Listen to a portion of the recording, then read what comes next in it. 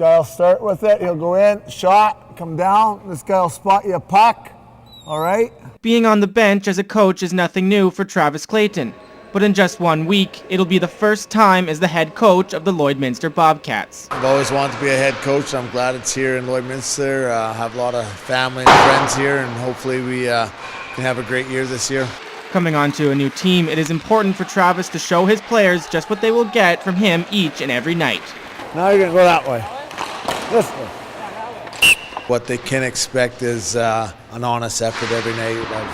I'm a big believer in working hard every shift, and that's what I'll stress to these guys, and that's what I'm going to bring to hard work, and it should be an exciting year. With just one player returning to the Bobcats from last year, Clayton is working hard to get to know everyone on the team. Toby's gym and loading up everything in the trailer. That's their workout, because there's no ice tomorrow morning.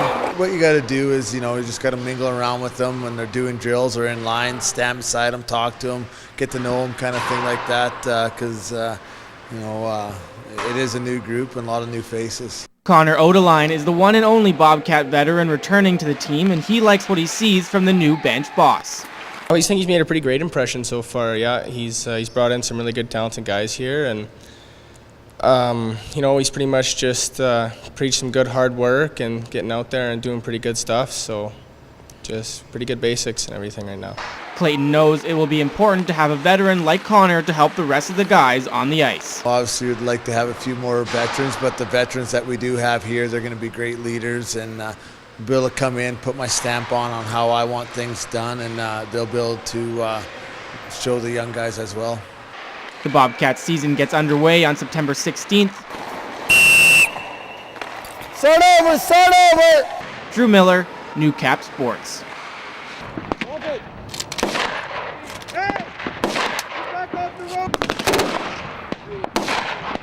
It looks like a war zone. Soldiers firing weapons, smoke billowing in the sky, and rows of tanks preparing for battle. It's all part of an annual exercise in CFB Wainwright. Now we're on an exercise called Promethean Ram. This mechanized brigade group has been tasked by the Canadian Army to go through what we call the road to high readiness. So we have to go through a series of gateway training to get this mechanized brigade group of about 4,000 men and women prepared for full spectrum operations. The live fire exercise puts the brigade's combat capabilities to the test. Commander of the group, Brigadier General Trevor Cadieux, says they train aggressively and realistically for overseas operations. What we say in the Army is we train hard to fight easy. There's no easy fight overseas, but it's absolutely imperative that we conduct this sort of training so that we can condition our soldiers to what they might face abroad. Cadieux says they are using military equipment that is extremely dangerous. He says fear is normal and sometimes useful in focusing soldiers. The courage on the battlefield is not about not feeling fear, it's feeling it and then working through it. At the end of Promethean Ram, the brigade will transition into a final confirmatory exercise to be declared operationally ready in June. As part of this brigade is we will generate a team to deploy to Ukraine for a security force assist training mission with Ukrainian military. We will generate a team of about 250 soldiers to go to Eastern Europe as part of our NATO reassurance measures. And we also send soldiers out to individually augment Operation Impact. It's an ongoing mission in the Middle East. Hannah Tita, New Cap News. For starting goaltender Austin McGrath, it's business as usual. He gets on the ice, does some stretches, saves some pucks, and he's ready for the game.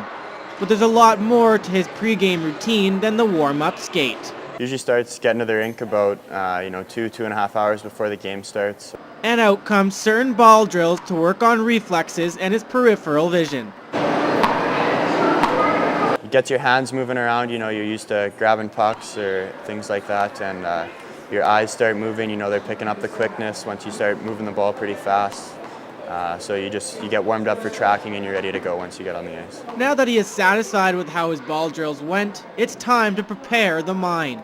Go out somewhere, usually on the bench where I can see the ice, and just sort of visualize on the ice, different plays, common things that happen in games, just to sort of get myself focused, and I'm prepared for those plays so that the easy plays are easy when I'm in the game. I'm ready for them. I've already gone through it in my head, and I'm ready to go once the puck drops. But what exactly is he feeling during this deep visualization? I don't know if I'd class it as intense, but not quite relaxed either. It's just sort of, your body's a little tense, you know, it's like you're in the game, you're visualizing the play happening, you know, you're feeling with your body what it would feel like to, you know, make saves, or you're doing the movements so that you're not just seeing it, you know, you're feeling it. By having this warm-up routine, he can be confident he prepared well for the game. If I give 100% of what I can do, then the other factors, I mean, the way they impact the game, it's not so focused on win or lose. It's I've done my part, and there's nothing more I could have done. Drew Miller, Newcap Sports.